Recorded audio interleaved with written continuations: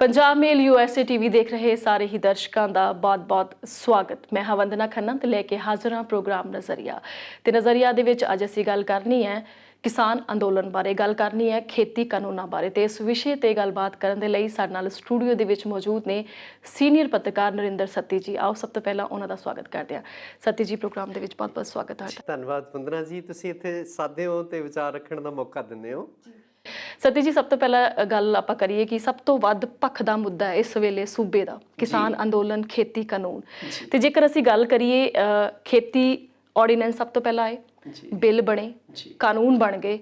जे मैं तुहाडे तो ये पुछां कि ये ਜਿਹੜਾ ਕਾਨੂੰਨ ਹੈ, ਇਹ ਜਿਹੜੇ ਕਾਨੂੰਨ ਨੇ ਤਿੰਨ, ਇਹਦੀ ਨੀਂਹ ਕਿਵੇਂ ਰੱਖੀ ਗਈ ਔਰ ਜੇ ਪੰਜਾਬੀ ਚ ਜਿਵੇਂ ਆਪਾਂ ਕਹਿ ਦਿੰਨੇ ਕਿ ਫੁਰਨਾ ਕਿਵੇਂ ਫੁਰਿਆ, ਕਿੰਨੂੰ ਫੁਰਿਆ ਫੁਰਨਾ ਇਹ ਵਾਲਾ? ਵੰਦਨਾ ਜੀ ਦਰਅਸਲ ਇਹ ਫੁਰਨਾ ਜੇ ਆਪਾਂ ਇਹਦਾ ਪਿਛੋਕੜ ਦੇਖੀਏ ਤਾਂ ਇਹ ਵਿਸ਼ਵ ਬੈਂਕ ਦਾ ਫੁਰਨਾ ਸੀ ਇੱਕ ਤਰ੍ਹਾਂ ਨਾਲ।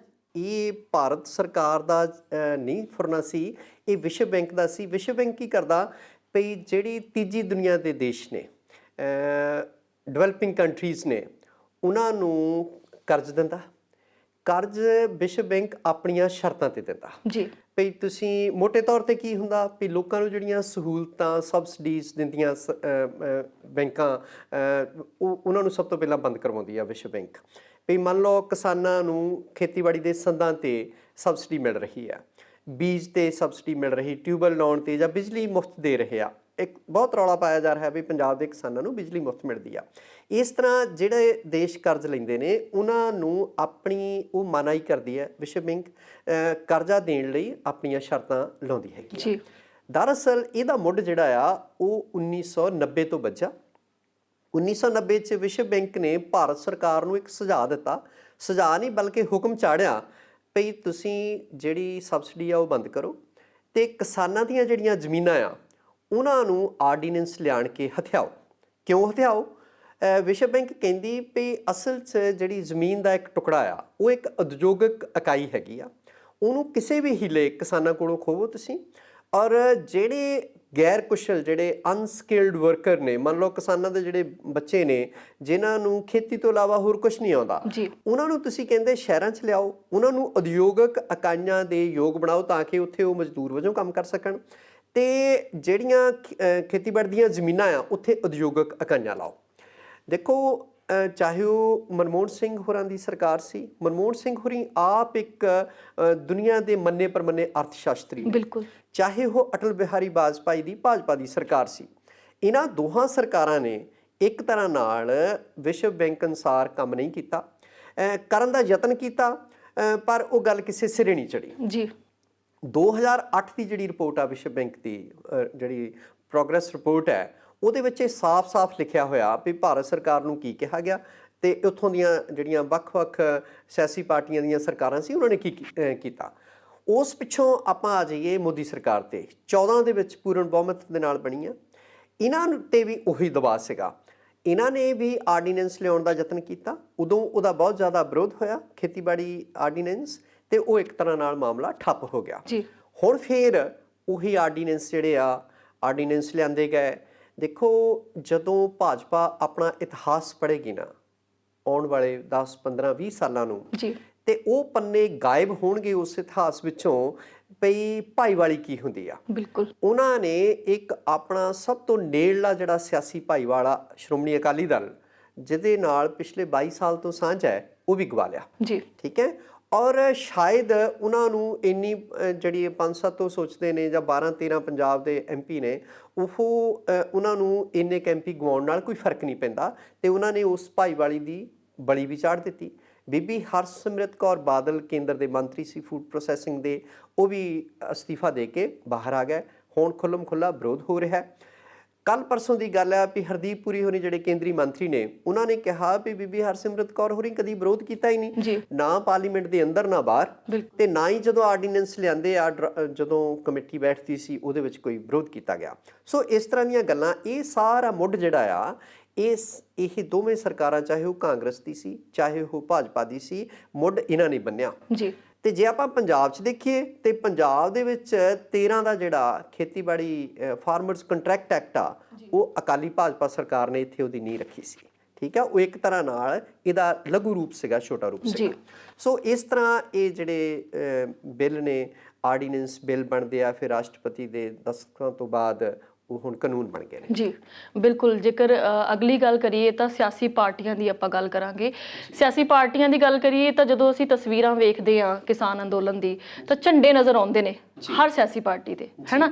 ਉਹ ਦਾਅਵਾ ਵੀ ਕਰਦੇ ਨੇ ਕਿ ਅਸੀਂ ਸਾਥ ਦੇ ਰਹੇ ਹਾਂ ਕਿਸਾਨਾਂ ਦਾ, ਸੰਘਰਸ਼ ਦੇ ਵਿੱਚ ਅਸੀਂ ਨਾਲ ਹਾਂ।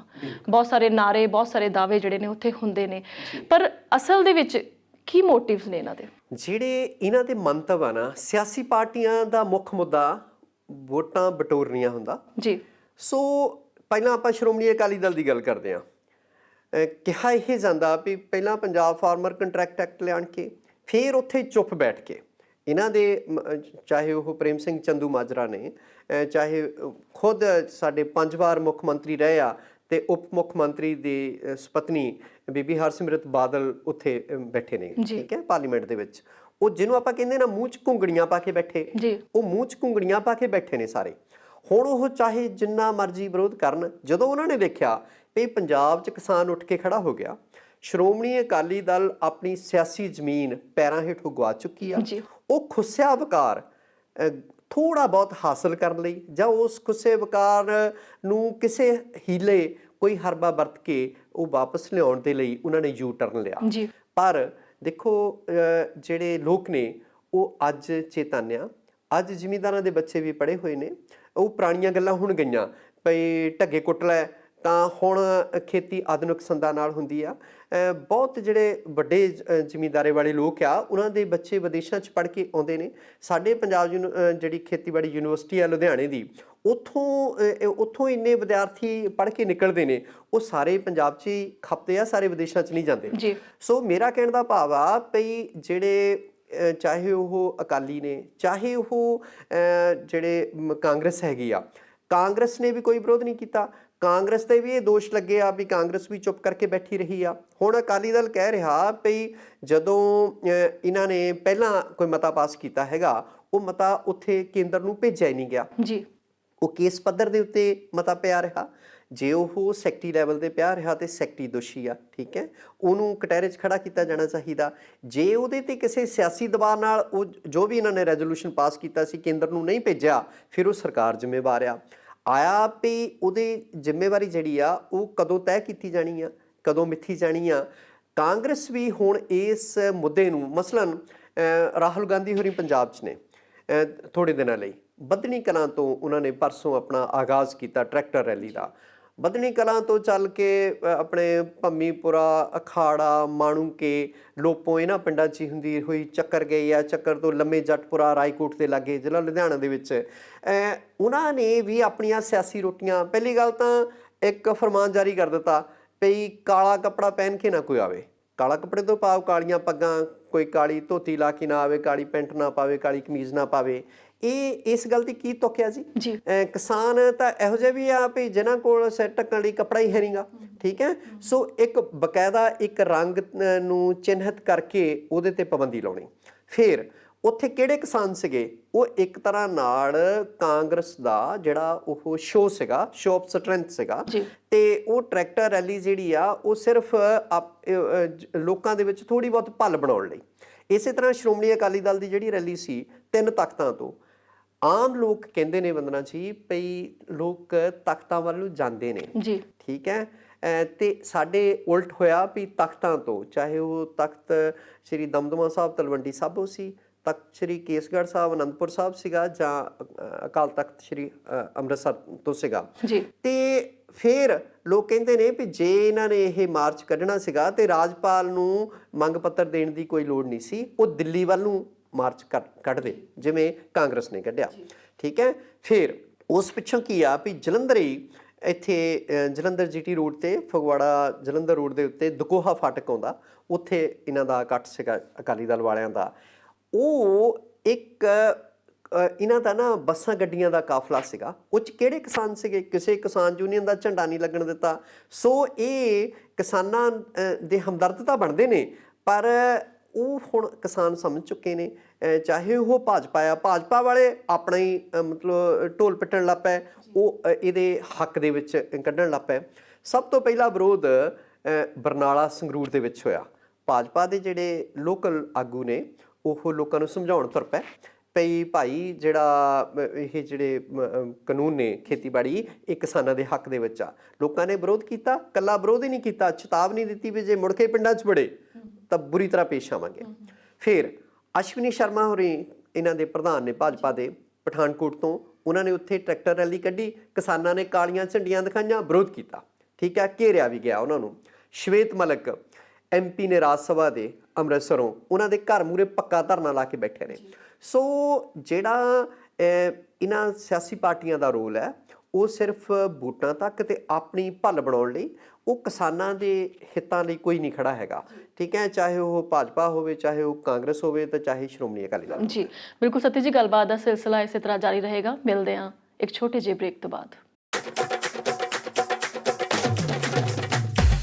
ਓ ਮਾਂ ਹੁੰਦੀ ਏ ਮਾਂ ਓ ਦੁਨੀਆ ਵਾਲਿਓ, ਓ ਮਾਂ ਹੈ ਠੰਡੜੀ ਛਾਂ ਓ ਦੁਨੀਆ ਵਾਲਿਓ, ਮਾਂ ਦੀ ਪੂਜਾ ਰੱਬ ਦੀ ਪੂਜਾ, ਮਾਂ ਤੇ ਰੱਬ ਦਾ ਰੂਪ ਹੈ ਦੂਜਾ, ਓ ਮਾਂ ਹੈ ਰੱਬ ਦਾ ਨਾਂ ਓ ਦੁਨੀਆ ਵਾਲਿਓ, ਓ ਮਾਂ ਹੁੰਦੀ ਏ ਮਾਂ ਓ ਦੁਨੀਆ ਵਾਲਿਓ। ਮੇਰੇ ਵੱਲੋਂ ਜਾਣੀ ਤੁਹਾਡੇ ਆਪਣੇ ਗੁਰਮੀਤ ਮੀਤ ਵੱਲੋਂ ਸਾਰਿਆਂ ਨੂੰ ਪਿਆਰ ਭਰੀ ਸਤਿ ਸ਼੍ਰੀ ਅਕਾਲ ਜੀ। ਗੁਰਜਤਿੰਦਰ ਸਿੰਘ ਰੰਧਾਵਾ ਜੀ, ਜੋ ਕਿ ਪੰਜਾਬ ਵਿੱਚ ਰਹਿ ਕੇ ਵੀ ਪੰਜਾਬੀ ਮਾਂ ਬੋਲੀ ਦੀ ਸੇਵਾ ਕਰਦੇ ਸੀ, ਪੰਜਾਬੀ ਵਿਰਸੇ ਦੀ ਸੇਵਾ ਕਰਦੇ ਸੀ, ਅੱਜ ਉਹ ਅਮਰੀਕਾ ਦੀ ਧਰਤੀ ਤੇ ਰਹਿ ਕੇ ਪੰਜਾਬੀ ਮਾਂ ਬੋਲੀ ਦੀ ਸੇਵਾ ਕਰ ਰਿਹਾ। ਪੰਜਾਬ ਮੇਲ USA ਚੈਨਲ ਖੋਲ੍ਹਣ ਤੇ ਮੇਰੇ ਵੱਲੋਂ ਉਹਨਾਂ ਨੂੰ ਬਹੁਤ ਸਾਰੀਆਂ ਮੁਬਾਰਕਾਂ। ਬਾਪੂ ਦੇਵ ਥਰੀਕਿਆਂ ਵਾਲਾ ਜੀ ਦੇ ਆਸ਼ੀਰਵਾਦ ਸਦਕਾ, ਕੁਲਦੀਪ ਮਾਨਕ ਸਾਹਿਬ ਜੀ ਦੇ ਆਸ਼ੀਰਵਾਦ ਸਦਕਾ ਮੈਂ ਵੀ ਬਹੁਤ ਸਾਰੇ ਗੀਤ ਲੈ ਕੇ ਆ ਰਿਹਾ ਇਸ ਚੈਨਲ ਤੇ। ਸੋ ਦਿਓ ਪਿਆਰ, ਥੈਂਕ ਯੂ ਜੀ, ਮਿਹਰਬਾਨੀ, ਪਿਆਰ ਭਰੀ ਸਤਿ ਸ਼੍ਰੀ ਅਕਾਲ। ਸੋ ਪ੍ਰੋਗਰਾਮ ਨਜ਼ਰੀਆ ਦੇ ਵਿੱਚ ਇੱਕ ਵਾਰ ਫਿਰ ਤੋਂ ਸਵਾਗਤ ਹੈ ਔਰ ਬ੍ਰੇਕ ਤੋਂ ਬਾਅਦ ਗੱਲਬਾਤ ਜਿਹੜੀ ਹੈ ਜਾਰੀ ਰੱਖਦੇ ਹਾਂ। ਗੱਲ ਅਸੀਂ ਕਰ ਰਹੇ ਸੀ ਸਤੀ ਜੀ, ਕਿਸਾਨ ਅੰਦੋਲਨ ਦੀ ਗੱਲ ਕਰ ਰਹੇ ਸੀ, ਹੈ ਨਾ। ਬਹੁਤ ਸਾਰੀਆਂ ਸਿਆਸੀ ਪਾਰਟੀਆਂ ਕਹਿ ਰਹੀਆਂ ਨੇ ਕਿ ਖੇਤੀ ਕਾਨੂੰਨ ਚੰਗੇ ਨੇ ਜੀ, ਬਹੁਤ ਸਾਰੀਆਂ ਪਾਰਟੀਆਂ ਕਹਿ ਰਹੀਆਂ ਨੇ ਕਿ ਖੇਤੀ ਕਾਨੂੰਨ ਚੰਗੇ ਨਹੀਂ ਹੈਗੇ। ਕਿਸਾਨ ਕੀ ਕਹਿ ਰਹੇ ਨੇ, ਇਹ ਗੱਲਬਾਤ ਉਸ ਪੱਧਰ ਤੇ ਹੋ ਨਹੀਂ ਰਹੀ ਜਿਸ ਪੱਧਰ ਤੇ ਹੋਣੀ ਚਾਹੀਦੀ ਹੈ। ਬਿਲਕੁਲ। ਤੇ ਤੁਸੀਂ ਸਾਨੂੰ ਇਹ ਦੱਸੋ ਕਿ ਕਿਸਾਨਾਂ ਦੇ ਖਦਸ਼ੇ ਕੀ ਨੇ? ਦੇਖੋ ਵੰਦਨਾ ਜੀ, ਕਿਸਾਨਾਂ ਦੇ ਮੋਟੇ ਤੌਰ ਤੇ ਜਿਹੜੇ ਖਦਸ਼ੇ ਆ ਨਾ ਉਹ ਇਹ ਨੇ ਵੀ ਇੱਕ ਤਾਂ ਘੱਟੋ ਘੱਟ ਸਮਰਥਨ ਮੁੱਲ ਹੁੰਦਾ ਹੈ ਜੀ। ਪਹਿਲੀ ਗੱਲ ਤਾਂ ਇਹ ਪਈ ਜਿਹੜੀਆਂ ਖੇਤੀ ਦੀ ਜਿਣਸ ਹੈ, ਪੈਦਾਵਾਰ ਹੈ, ਕਿਸਾਨ ਕੁਝ ਵੀ ਪੈਦਾ ਕਰਦਾ। ਪੰਜਾਬ ਦਾ ਕਿਸਾਨ ਖਾਸ ਕਰਕੇ 2% ਸਾਡੀ ਆਬਾਦੀ ਆ ਦੇਸ਼ ਦੀ, ਤੇ 50% ਤੋਂ ਵੱਧ ਦੀ ਆਬਾਦੀ ਦਾ ਢਿੱਡ ਭਰਦਾ ਹੈ ਜੀ। ਦੇਸ਼ ਜਦੋਂ ਕਾਲ ਵੀ ਪੈਂਦਾ 50ਵਿਆਂ ਦੇ ਵਿੱਚ 60ਵਿਆਂ ਤੱਕ ਵੀ, ਤੇ ਪੰਜਾਬ ਦਾ ਕਿਸਾਨ ਹੈ ਜਿਹਦੀ ਪੈਦਾਵਾਰ ਦੇ ਨਾਲ ਦੇਸ਼ ਦਾ ਅੰਨ ਭੰਡਾਰ ਭਰੇ, ਦੇਸ਼ ਦੇ ਲੋਕਾਂ ਦਾ ਢਿੱਡ ਭਰਿਆ। ਬਿਲਕੁਲ। ਪਰ ਕਦੇ ਵੀ ਜਿਹੜੀਆਂ ਖੇਤੀ ਵਸਤਾਂ ਨੇ, ਪੈਦਾਵਾਰ ਹੈ, ਉਹਨਾਂ ਨੂੰ ਕੀਮਤ ਸੂਚਕ ਅੰਕ ਦੇ ਨਾਲ ਕਦੀ ਜੋੜ ਕੇ ਨਹੀਂ ਦੇਖਿਆ ਗਿਆ। ਕਿਸਾਨ ਦਾ ਪਹਿਲਾ ਖਦਸ਼ਾ ਤਾਂ ਇਹੀ ਆ। ਜਦੋਂ ਕੀਮਤ ਸੂਚਕ, ਮੈਂ ਪਿੱਛੇ ਵੀ ਇਸ ਪ੍ਰੋਗਰਾਮ 'ਚ ਇੱਕ ਗੱਲ ਕੀਤੀ ਹੈ ਵੀ ਜਿਹੜਾ ਪੰਜੀ ਦਾ ਬੰਦ ਹੁੰਦਾ ਸੀ ਡਬਲ ਰੋਟੀ ਦਾ, ਉਹ ਅੱਜ 5 ਰੁਪਏ ਦਾ ਹੋ ਗਿਆ। ਜਿਹੜਾ 60 70 ਦੇ ਵਿੱਚ ਜਾਂ 75 80 ਤੱਕ ਵੀ 5 ਪੈਸੇ ਦਾ, 10 ਪੈਸੇ ਦਾ, 25 ਪੈਸੇ ਦਾ ਹੁੰਦਾ ਸੀ, ਉਹ ਅੱਜ 5 ਰੁਪਏ ਦਾ ਆ ਜੀ। ਪਰ ਇਸੇ ਤਰ੍ਹਾਂ ਹੋਰ ਚੀਜ਼ਾਂ ਵਧੀਆਂ ਨੇ। ਪੈਟਰੋਲ ਡੀਜ਼ਲ ਦੇ ਭਾਅ ਵਧੇ ਨੇ। 45 ਦੇ ਵਿੱਚ ਸਮਝ ਲਓ ਵੀ 2011 ਦੇ ਵਿੱਚ 45 ਰੁਪਏ ਡੀਜ਼ਲ ਦਾ ਭਾਅ ਸੀ, ਅੱਜ 72 73 78 ਤੋਂ 80 ਦੇ ਨੇੜੇ ਚਲ ਗਿਆ ਸੀ ਡੀਜ਼ਲ। ਜਿਹੜੀ ਅੰਤਰਰਾਸ਼ਟਰੀ ਮਾਰਕੀਟ ਆ ਉਹਦੇ ਵਿੱਚ ਪਿੱਛੇ ਜਿਹੇ ਜਿਹੜੀਆਂ ਕਰੂਡ ਕੱਚਾ ਤੇਲ ਹੁੰਦਾ ਹੈ ਉਹਦੀਆਂ ਕੀਮਤਾਂ ਸਭ ਤੋਂ ਘੱਟ ਸੀਗੀਆਂ ਫੀ ਗੈਲਨ, ਪਰ ਇੱਥੇ ਹਿੰਦੁਸਤਾਨ ਦੇ ਵਿੱਚ ਤਾਂ ਵੀ ਉਹਨਾਂ ਦੇ ਭਾਅ ਵੱਧਦੇ ਰਹੇ। ਕਿਉਂ ਵੱਧਦੇ ਰਹੇ? ਉੱਚ ਵਿਚੋਲਗਿਰੀ ਤੇ ਉਹਦੇ ਵਿੱਚ ਸਰਕਾਰਾਂ ਦੀ ਮਨਸ਼ਾ ਨਹੀਂ ਸੀਗੀ। ਅਗਲੀ ਗੱਲ, ਪਹਿਲੀ ਗੱਲ ਤਾਂ ਇਹ ਆ ਵੀ ਕਿਸਾਨਾਂ ਦੀ ਪੈਦਾਵਾਰ ਨੂੰ ਕੀਮਤ ਸੂਚਕ ਅੰਕ ਨਾਲ ਜੋੜਿਆ ਜਾਵੇ। ਖਾਦਾਂ ਦੇ ਭਾਅ ਵਧੇ ਨੇ, ਹੋਰ ਚੀਜ਼ਾਂ ਦੇ ਜਿਹੜੇ ਖੇਤੀ ਦੇ ਸੰਦ ਨੇ ਉਹਨਾਂ ਦੇ ਭਾਅ ਵਧੇ, ਬੀਜਾਂ ਦੇ ਭਾਅ ਵਧੇ ਆ। ਇਹਨਾਂ ਸਾਰੇ ਵਰ੍ਹਿਆਂ ਦੌਰਾਨ ਸਾਡਾ ਦੇਸ਼ ਖੇਤੀਬਾੜੀ ਆਧਾਰਿਤ ਦੇਸ਼ ਆ, ਸਾਡਾ ਅਰਥਚਾਰਾ ਖੇਤੀਬਾੜੀ ਤੇ ਖੜਾ ਹੈ ਜੀ। ਪਰ ਖੇਤੀ ਦੀਆਂ ਜਿਹੜੀਆਂ ਵਸਤਾਂ ਨੇ, ਪੈਦਾਵਾਰ ਹੈ, ਉਹਨੂੰ ਕਦੀ ਕੀਮਤ ਸੂਚਕ ਅੰਕ ਨਾਲ। ਕਿਸਾਨਾਂ ਦਾ ਖਦਸ਼ਾ ਆ ਵੀ ਫਿਰ ਵੀ ਸਾਡਾ ਜੀ ਆ ਲਾਗਤ ਮੁੱਲ ਆ ਜਾਵੇ ਘੱਟੋ ਘੱਟ, ਮੰਨ ਲਓ ਵੀ 100 ਰੁਪਇਆ ਇੱਕ ਕੁਇੰਟਲ ਜਿਹੜਾ ਚੌਲ ਨੇ ਜੀ, ਪਰ ਉਹ ਕਹਿੰਦੇ ਆ ਵੀ ਇੱਕ ਜਿਹੜਾ ਘੱਟੋ ਘੱਟ ਸਮਰਥਨ ਮੁੱਲ ਸਰਕਾਰ ਦਿੰਦੀ ਆ ਉਹ ਤਾਂ ਦਿੱਤਾ ਜਾਵੇ। ਹਾਲ ਦੀ ਘੜੀ ਸਭ ਤੋਂ ਵੱਡਾ ਖਦਸ਼ਾ ਇਹ ਆ ਵੀ ਜਿਹੜਾ ਘੱਟੋ ਘੱਟ ਸਮਰਥਨ ਮੁੱਲ ਆ ਉਹਨੂੰ ਸਰਕਾਰ ਹੌਲੀ ਹੌਲੀ ਖਤਮ ਕਰ ਦੇਵੇਗੀ ਜੀ। ਦੂਸਰੇ ਖਦਸ਼ੇ ਆ ਵੀ ਸਾਡੀਆਂ ਜ਼ਮੀਨਾਂ ਜਿਹੜੀਆਂ ਉਹ ਕਾਰਪੋਰੇਟ ਘਰਾਣੇ ਜਿਹੜੇ ਆ ਉਹ ਲੈ ਜਾਣਗੇ। ਇਹ ਖਦਸ਼ੇ ਜਿਹੜੇ ਕਿਸਾਨਾਂ ਦੇ ਕਿਸੇ ਹੱਦ ਤੱਕ ਸੱਚੇ ਨੇ, ਕਿਉਂਕਿ ਜਿਵੇਂ ਪਹਿਲਾਂ ਗੱਲ ਕੀਤੀ ਆ, ਵਿਸ਼ਵ ਬੈਂਕ ਦਾ ਮਨਸ਼ਾ ਇਹ ਹੈ ਵੀ ਕਿਸਾਨਾਂ ਤੋਂ ਜ਼ਮੀਨ ਖੋਹ ਲਈ ਜਾਵੇ ਕਿਸੇ ਨਾ ਕਿਸੇ ਸੂਰਤ ਦੇ ਵਿੱਚ। ਫਿਰ ਕੀ ਆ, ਜਦੋਂ ਕਾਰਪੋਰੇਟ ਘਰਾਣੇ ਇੱਥੇ ਆਉਣਗੇ ਤਾਂ ਉਹ ਜ਼ਮੀਨਾਂ ਦੀ ਮਾਲਕੀ ਹੌਲੀ ਹੌਲੀ, ਚਾਹੇ ਉਹ ਪਹਿਲਾਂ ਕੰਟਰੈਕਟ ਫਾਰਮਿੰਗ ਰਾਹੀਂ ਜਾਂ ਉਹ ਗਹਿਣੇ ਪਾਊਗੀ ਜਾਂ ਉਹ ਖਰੀਦਣਗੇ। ਜਦੋਂ ਕਿਸਾਨਾਂ ਦੀ ਜ਼ਮੀਨ ਹੀ ਕਾਰਪੋਰੇਟ ਘਰਾਣਿਆਂ ਨੇ ਖਰੀਦ ਲਈ ਤਾਂ ਫਿਰ ਕਿਸਾਨ ਕੀ ਕਰਨਗੇ, ਜਾਂ ਤਾਂ ਆਪਣੇ ਖੇਤਾਂ 'ਚ ਮਜ਼ਦੂਰੀ ਕਰਨਗੇ ਜਾਂ ਉਹ ਸ਼ਹਿਰ ਵੱਲ ਨੂੰ ਭੱਜਣਗੇ। ਠੀਕ ਹੈ। ਫਿਰ ਮਾਰਕੀਟਿੰਗ ਦਾ ਸਿਲਸਿਲਾ, ਮਾਰਕੀਟਿੰਗ ਸਿਸਟਮ ਨੂੰ ਸਾਡੀਆਂ ਸਰਕਾਰਾਂ ਤਬਾਹ ਕਰਨਾ ਚਾਹੁੰਦੀਆਂ ਨੇ। 2006 ਦੇ ਵਿੱਚ ਮਾਰਕੀਟਿੰਗ ਸਿਸਟਮ ਬਿਹਾਰ ਦੇ ਵਿੱਚ ਨਾ ਖਤਮ ਹੋ ਗਿਆ ਸੀ, ਸਰਕਾਰੀ ਖਰੀਦ ਜਿਹੜੀ ਆ ਬੰਦ ਹੋ ਗਈ। ਅੱਜ 14 ਸਾਲਾਂ ਦੇ ਵਿੱਚ 1% ਹੀ ਰਹਿ ਗਈ ਆ। ਇਸ ਦਾ ਮਤਲਬ ਆ ਵੀ ਉਹ ਮਾਡਲ ਫੇਲ ਹੋ ਗਿਆ। ਇਹ ਮਾਡਲ ਯੂਰਪ ਤੇ ਅਮਰੀਕਾ ਵਰਗੇ ਜਿਹੜੇ ਵਿਕਸਿਤ ਦੇਸ਼ ਨੇ ਉੱਥੇ ਪਹਿਲਾਂ ਹੀ ਫੇਲ ਹੋ ਚੁੱਕਾ। ਉਸ ਸਿਸਟਮ ਨੂੰ ਸਾਡੀ ਸਰਕਾਰ ਕਿਉਂ ਲਾਗੂ ਕਰਨਾ ਚਾਹੁੰਦੀ ਆ? ਸੋ ਕਿਸਾਨਾਂ ਦੇ ਖਦਸ਼ੇ ਜਿਹੜੇ ਨੇ, ਫਿਰ ਮਾਰਕੀਟਿੰਗ, ਕਿਸਾਨ ਇੱਕ ਸਰਵੇਖਣ ਮੁਤਾਬਕ 85% ਕਿਸਾਨਾਂ ਕੋਲ 5 ਏਕੜ ਤੋਂ ਘੱਟ ਜ਼ਮੀਨ ਆ। ਜਿਹਦੇ ਕੋਲ 1.5 ਜਾਂ 2 ਏਕੜ ਜ਼ਮੀਨ ਆ, ਉਹ ਆਪਣੀ ਵਸਤ ਵੇਚਣ ਦਾ ਫੈਸਲਾ ਕਿੱਦਾਂ ਲੈ ਸਕਦਾ? ਸਭ ਤੋਂ ਨੇੜਲੀ ਮੰਡੀ 'ਚ ਕਿਸਾਨ ਜਾਂਦਾ ਹੈਗਾ, ਠੀਕ ਹੈ, ਤੇ ਉੱਥੇ ਆਪਣੀ ਜਿਣਸ ਵੇਚ ਕੇ ਆ ਜਾਂਦਾ। ਕਿਸਾਨ ਕਿੱਦਾਂ, ਜਿਹਦੇ ਕੋਲ ਭਾੜੇ ਲਈ ਕਿਰਾਏ ਲਈ ਪੈਸੇ ਹੀ ਹੈ ਨਹੀਂਗੇ, ਉਹ ਕਿੱਦਾਂ ਟਰੱਕ 'ਚ ਲੱਦ ਕੇ, ਟਰਾਲੀ 'ਚ ਲੱਦ ਕੇ ਦੂਜੇ ਤੀਜੇ ਸੂਬੇ ਦੇ ਵਿੱਚ ਲੈ ਜਾਊਗਾ ਆਪਣੀ ਜਿਣਸ ਨੂੰ? ਇਹ ਸੰਭਵ ਨਹੀਂਗਾ। ਫਿਰ ਕਿਸਾਨਾਂ ਦੇ ਨਾਲ ਖਰੀਦਣ ਕਿਹਨੇ ਆਉਣਾ? ਕਾਰਪੋਰੇਟ ਘਰਾਣਿਆਂ ਦੇ ਨੌਕਰਸ਼ਾਹਾਂ ਨੇ। ਨੌਕਰਸ਼ਾਹ ਕੌਣ ਨੇ? ਜਿਹੜੇ ਦੇਸ਼ ਵਿਦੇਸ਼ ਦੀਆਂ ਯੂਨੀਵਰਸਿਟੀਆਂ 'ਚ MBA ਪਾਸ ਨੇ। ਉਹ ਸੂਟਡ ਬੂਟਡ ਖਰੀਦਦਾਰ ਹੋਊਗਾ। ਉਹਦੇ ਨਾਲ ਇੱਕ ਘੱਟ ਪੜ੍ਹਿਆ ਲਿਖਿਆ ਜਿਹੜਾ ਕਿਸਾਨ ਹੈ ਉਹ ਕਿਵੇਂ ਗੱਲਬਾਤ ਕਰੂਗਾ, ਕਿਵੇਂ ਗਿੱਟਮਿਟ ਕਰੂਗਾ ਤੇ ਕਿਵੇਂ ਉਹਦੇ ਨਾਲ ਜਿਹੜਾ ਆ ਬਾਰਗੇਨਿੰਗ ਕਰੇਗਾ। ਸੋ ਉਹਨਾਂ ਦੇ ਖਦਸ਼ੇ ਸੱਚੇ ਨੇ। ਤੇ ਸਰਕਾਰ ਨੂੰ ਚਾਹੀਦਾ ਇਹ ਆ ਵੀ ਜਿਹੜਾ ਮਾਰਕੀਟਿੰਗ ਸਿਸਟਮ ਬਣਿਆ ਆ ਉਹਨੂੰ ਬਣਿਆ ਰਹਿਣ ਦੇਵੇ। ਕਿਸਾਨਾਂ ਦੇ ਦੇਖੋ, ਜਦ ਸਾਡਾ ਅਰਥਚਾਰਾ ਕਿਸਾਨੀ ਤੇ ਖੜਾ, ਖੇਤੀਬਾੜੀ ਤੇ ਖੜਾ, ਤੇ ਉਸ ਧਿਰ ਨੂੰ ਤੁਸੀਂ ਭਰੋਸੇ 'ਚ ਹੀ ਨਹੀਂ ਲਿਆ। ਆਰਡੀਨੈਂਸ ਲਿਆਉਣ ਵੇਲੇ, ਬਿੱਲ ਪੇਸ਼ ਕਰਨ ਵੇਲੇ, ਕਾਨੂੰਨ ਬਣਾਉਣ ਵੇਲੇ, ਜਿਹੜੇ ਢੰਗ ਦੇ ਨਾਲ ਪਾਰਲੀਮੈਂਟ ਦੇ ਦੋਵਾਂ ਸਦਨਾਂ ਦੇ ਵਿੱਚ, ਰਾਜ ਸਭਾ ਤੇ ਲੋਕ ਸਭਾ ਦੇ ਵਿੱਚ ਇਹ ਬਿੱਲ ਪਾਸ ਹੋਏ ਨੇ, ਉਹ ਕੋਈ ਲੋਕਤੰਤਰਿਕ ਤਰੀਕਾ ਨਹੀਂ ਸੀਗਾ। ਠੀਕ ਹੈ। ਇਹ ਕਿਹੜੀ ਡੈਮੋਕ੍ਰੇਸੀ ਆ ਜੀ ਵੀ ਵਿਰੋਧੀ ਤੇ ਰੌਲਾ ਪੈਂਦੀ ਰਹਿ ਜਾਵੇ, ਕੋਈ ਪਾਉਂਦੀ ਰਹਿ ਜਾਵੇ, ਉੱਤੇ ਕੋਈ ਬਹਿਸ ਨਾ ਹੋਵੇ, ਜਿਹੜੇ ਧਿਰ ਨੇ ਕਿਸਾਨ ਉਹਨਾਂ ਨੂੰ ਪੁੱਛਿਆ ਹੀ ਨਾ ਜਾਵੇ ਤੇ ਉਹਨਾਂ ਤੇ ਇਹਨਾਂ ਕਾਨੂੰਨਾਂ ਨੂੰ ਬਣਾ ਕੇ ਠੋਸ ਦਿੱਤਾ ਜਾਵੇ, ਤਾਂ ਉਹਨਾਂ ਦਾ ਰੋਹ ਜਿਹੜਾ ਆ ਨਾ ਉਹ ਕੁਦਰਤੀ ਆ। ਉਹ ਯਕੀਨਨ ਉੱਠ ਕੇ ਖੜੇ ਹੋਣਗੇ ਇਹਦੇ ਖਿਲਾਫ। ਠੀਕ ਹੈ ਜੀ ਬਿਲਕੁਲ। ਖੇਤੀ ਕਾਨੂੰਨਾਂ ਤੋਂ ਪਹਿਲਾਂ ਵੀ ਬਹੁਤ ਸਾਰੀਆਂ ਸਮੱਸਿਆਵਾਂ ਰਹੀਆਂ ਨੇ ਕਿਸਾਨਾਂ ਦੀਆਂ, ਖੁਦਕੁਸ਼ੀਆਂ ਹੁੰਦੀਆਂ ਰਹੀਆਂ ਨੇ। ਅੱਜ ਸਿਆਸੀ ਪਾਰਟੀਆਂ ਚਾਹੇ ਕਿਸੇ ਵੀ ਕਾਰਨ ਕਰਕੇ ਕਿਸਾਨਾਂ ਦੇ ਨਾਲ ਖੜੀਆਂ ਨੇ, ਗਾਇਕ ਖੜੇ ਨੇ, ਆਮ ਲੋਕ ਵੀ ਖੜੇ ਨੇ। ਤੇ ਜਦ ਅਸੀਂ ਆਮ ਲੋਕਾਂ ਦੀ ਗੱਲ ਕਰਦੇ ਹਾਂ ਤਾਂ ਗੱਲ ਇਹ ਵੀ ਨਿਕਲਦੀ ਹੈ ਕਿ ਆਮ ਲੋਕਾਂ ਬਾਰੇ ਕੋਈ ਗੱਲਬਾਤ ਨਹੀਂ ਹੋ ਰਹੀ। ਇਹਨਾਂ ਖੇਤੀ ਕਾਨੂੰਨਾਂ ਦੇ ਅਸਰ ਕਿਸਾਨਾਂ ਤੇ ਤਾਂ ਪੈਣਗੇ ਹੀ ਪੈਣਗੇ, ਪਰ ਆਮ ਲੋਕਾਂ ਤੇ ਇਹਨਾਂ ਦਾ ਕੀ ਅਸਰ ਪਏਗਾ ਔਰ ਆਮ ਲੋਕਾਂ ਦੇ ਕੀ ਖਦਸ਼ੇ ਨੇ? ਆਮ ਲੋਕਾਂ ਨੂੰ ਹਾਲੇ ਨਾ ਕਈ ਵਾਰੀ ਇੱਦਾਂ ਲੱਗਦਾ ਹੁੰਦਾ ਵੀ ਇਹ ਤੋਂ ਜਿਹੜਾ ਢੋਲ ਹੈ ਦੂਰ ਵੱਜ ਰਿਹਾ ਵੀ ਜਦੋਂ ਸਾਡੇ ਵਿਹੜੇ ਵੱਜੇਗਾ ਫਿਰ ਸਾਡੇ ਕੰਨ ਪਾਟਣਗੇ। ਹਾਲ ਦੀ ਘੜੀ ਜਿਹੜਾ ਆਮ ਬੰਦਾ ਜਿਹੜਾ ਇਹ ਸਮਝਦਾ ਨਹੀਂ ਸਾਰੇ ਵਰਤਾਰੇ ਨੂੰ, ਜਿਹਨੂੰ ਪਤਾ ਨਹੀਂ ਵਿਸ਼ਵ ਬੈਂਕ ਕੀ ਆ, ਖੇਤੀਬਾੜੀ ਦੀਆਂ ਵਸਤਾਂ ਕੀ ਨੇ, ਉਹਦੀ ਕਿੱਦਾਂ ਮਾਰਕੀਟਿੰਗ ਹੁੰਦੀ ਆ। ਦੇਖੋ, ਮਨੁੱਖ ਦੀ ਜਿਹੜੀ ਸਭ ਤੋਂ ਪਹਿਲੀ ਲੋੜ ਆ ਨਾ ਉਹ ਰੋਟੀ ਪਾਣੀ ਹੈ। ਕੱਪੜਾ ਉਹ ਤੋਂ ਅਗਲੀ ਲੋੜ ਆਉਂਦੀ ਆ। ਜਿਹੜੀ ਰੋਟੀ ਪਾਣੀ ਦੀ ਲੋੜ ਆ ਉਹ ਕਿਸਾਨ ਪੂਰੀ ਕਰਦਾ। ਅਸੀਂ ਦੁੱਧ, ਘਿਓ, ਸਬਜ਼ੀਆਂ, ਦਾਲਾਂ, ਆਟਾ, ਕਣਕ, ਚੌਲ, ਸਾਰਾ ਕੁਛ ਉਹਦੀ ਪੈਦਾਵਾਰ ਕਿਸਾਨ ਕਰਦਾ। ਜਿਹੜਾ ਖੇਤਾਂ 'ਚ ਮਿੱਟੀ ਨਾਲ ਮਿੱਟੀ ਹੁੰਦਾ, ਸੱਪਾਂ ਦੀਆਂ ਸਿਰੀਆਂ ਮਿੱਧਦਾ ਫਿਰਦਾ, ਪੋਹ ਮਾਘ ਦੇ ਕੱਕਰ ਝੱਲਦਾ, ਜੇਠ ਹਾੜ ਦੇ ਧੁੱਪਾਂ ਝੱਲਦਾ, ਠੀਕ ਹੈ, ਭਾਦੋਂ ਦੇ ਚਮਾਸੇ ਝੱਲਦਾ। ਉਸ ਪਿੱਛੋਂ ਜਦੋਂ ਕਾਰਪੋਰੇਟ ਘਰਾਣੇ ਆ ਗਏ, ਜਿਹੜੀ ਬਾਰਗੇਨਿੰਗ ਆ ਵਿਚਲੀ ਉਹ ਖਤਮ ਹੋ ਗਈ। ਇਹ ਤਾਂ ਕਹਿੰਦੇ ਅਸੀਂ ਵਿਚੋਲੇ ਖਤਮ ਕਰ ਰਹੇ ਹਾਂ, ਪਰ ਉਹ ਜਿਹੜੇ ਵੱਡੇ ਸੱਪ ਆ ਉਹ ਜਦੋਂ ਨਿਗਲਣਗੇ ਸਾਡੀਆਂ ਜਿਣਸਾਂ ਨੂੰ, ਫਿਰ ਉਹ ਜ਼ਖੀਰੇਬਾਜ਼ੀ ਨੂੰ ਜਿਹੜਾ ਆ ਉਹ ਤਰਜੀਹ ਦੇਣਗੇ। ਜਦੋਂ ਜ਼ਖੀਰੇਬਾਜ਼ੀ ਹੁੰਦੀ ਆ ਫਿਰ ਚੀਜ਼ਾਂ ਦੀ ਕਾਲਾ ਬਾਜ਼ਾਰੀ ਹੁੰਦੀ ਆ, ਫਿਰ ਉਹ ਝੂਠੀ ਮੁੱਠੀ ਦਾ ਇੱਦਾਂ ਦਾ ਹਵਾਈਆਂ ਉਡਾਈਆਂ ਜਾਂਦੀਆਂ ਵੀ ਕਾਲ ਪੈ ਗਿਆ ਕਿਸੇ ਚੀਜ਼ ਦਾ, ਮਾਰਕੀਟ 'ਚੋਂ ਖਤਮ ਹੋ ਗਈ ਆ। ਜ਼ਖੀਰੇਬਾਜ਼ ਫਿਰ ਉਹਨਾਂ ਨੂੰ ਆਪਣੀ ਮਨਮਰਜ਼ੀ ਦੇ ਭਾਅ ਦੇ ਨਾਲ ਵੇਚਦੇ ਨੇ। ਦੂਸਰਾ, ਕਿਸਾਨ ਤੋਂ ਤਾਂ ਸਸਤੇ ਭਾਅ ਲੈਣਗੇ, ਫਿਰ ਇਹ ਕਾਰਪੋਰੇਟ ਘਰਾਣੇ ਉਹਨਾਂ ਵਸਤਾਂ ਨੂੰ ਹੀ ਸਾਨੂੰ ਮਹਿੰਗੇ ਭਾਅ ਵੇਚਣਗੇ।